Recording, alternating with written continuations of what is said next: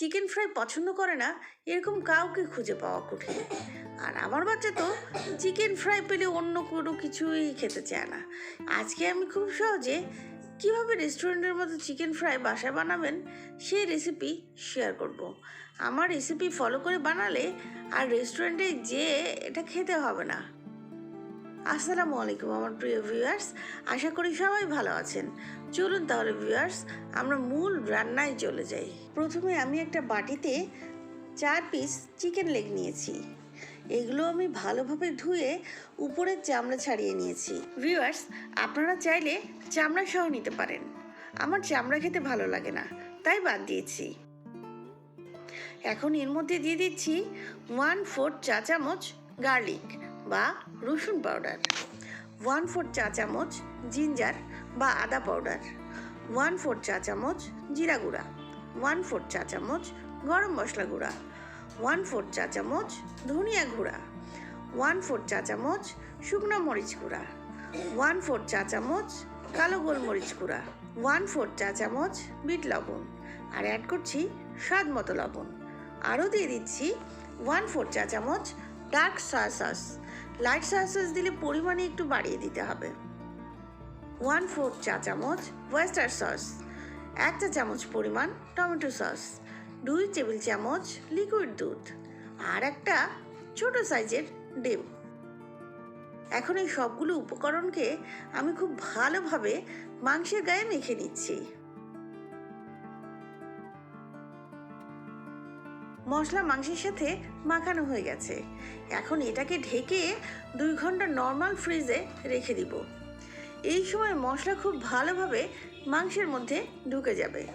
এখন আমি চিকেন ফ্রাইয়ের কোটিংটা বানাবো। এর জন্য একটা জিপলক পলিথিন ব্যাগের মধ্যে 1/4 কাপ ময়দা, 1/4 কাপ কর্নফ্লাওয়ার, 1/4 চা চামচ বিট লবণ, 1/4 চা চামচ রসুনের গুঁড়া, 1/4 চা চামচ কালো গোলমরিচ গুঁড়া, 1/8 চা চামচ শুকনো মরিচ গুঁড়া, আর দিয়ে দিচ্ছি স্বাদ মতো লবণ। এখন ব্যাগের মুখ বন্ধ করে এভাবে ঘুরিয়ে ঘুরিয়ে সব উপকরণগুলোকে মিশিয়ে নিচ্ছি। মেশানো হয়ে গেছে। এখন আমি ফ্রিজ থেকে মেরিনেট করে রাখা মাংসটা বের করে নিয়েছি। এভাবে একটু মশলার মধ্যে উল্টে পাল্টে নিয়ে একটা একটা করে ময়দার মিশ্রণের মধ্যে দিয়ে দিচ্ছি। সবগুলো চিকেন পিস দেওয়া হয়ে গেলে আমি এভাবে ব্যাগ ঘুরিয়ে ঘুরিয়ে মাংসের সাথে ময়দা মেখে নিচ্ছি। ভিউয়ার্স, এভাবে চিকেন কোট করলে প্রতিটা চিকেনের টুকরা খুব ভালোভাবে কোট হয়ে যাবে আর ময়দাও নষ্ট হবে না। এই কাজটা আপনারা বাটিতে নিয়েও করতে পারেন। সেক্ষেত্রে ময়দাতে লিকুইড পড়ে ভিজে যাবে আর সব চিকেনের টুকরা ভালোভাবে কোট হবে না। দেখুন ভিউয়ার্স, কি দারুণভাবে মাংসের গায়ে ময়দার মিশ্রণ লেগে গেছে, কোথাও কোনো ফাঁকা নাই। এখন এখান থেকে একটা করে টুকরা নিয়ে আগে থেকে গরম করে রাখা তেলের মধ্যে ছেড়ে দিচ্ছি। ভিউয়ার্স, এরকম ডুবো তেলের মধ্যে ভাজতে হবে আর তেল গরম থাকতে হবে। ঠান্ডা তেলের মধ্যে চিকেন ভাজতে গেলে এটা ক্রিস্পি হবে না, আবার উপরের কোটিংও খুলে যাবে। মাঝারি থেকে একটু কম আছে প্রায় 7 থেকে 8 মিনিট ভাজার পরে আমার চিকেন একদম রেডি। এখন আমি তেল থেকে তুলে নিচ্ছি। দেখুন ভিউয়ার্স, কি দারুণ হয়েছে দেখতে।